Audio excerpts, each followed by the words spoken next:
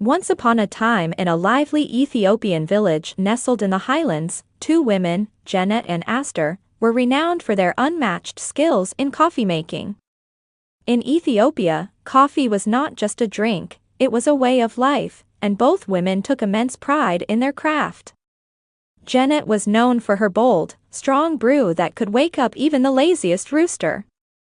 Aster, on the other hand, crafted a light, aromatic coffee that could make anyone feel like they were floating on a cloud. Each woman believed her coffee ceremony was superior, and the rivalry between them was the talk of the village. One day, the village elder, a wise and cheeky man named Abebe, decided to settle the debate once and for all. He invited both women to prepare their coffee for a grand tasting event at the village square. Everyone was excited to witness the showdown. As the crowd gathered, Janet and Aster set up their coffee ceremonies.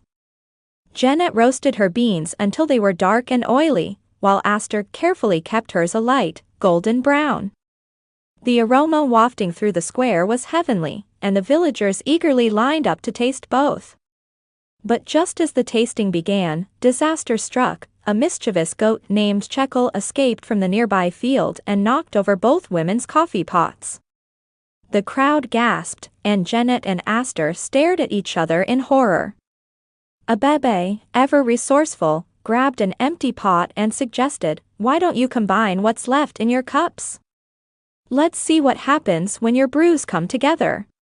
Reluctantly, Janet and Aster poured the remnants of their coffee into the pot. The mixture was served to the crowd, and to everyone's surprise, it was extraordinary. The boldness of Janet's brew perfectly complemented the lightness of Aster's, creating a harmonious flavor no one had ever tasted before. From that day on, Janet and Aster teamed up, combining their talents to create the village's favorite coffee. They named it Unity Brew and became best friends, laughing about their rivalry over every steaming cup. The moral of the story? Sometimes, blending strengths creates something better than standing alone, especially when coffee and a goat named Chekel are involved.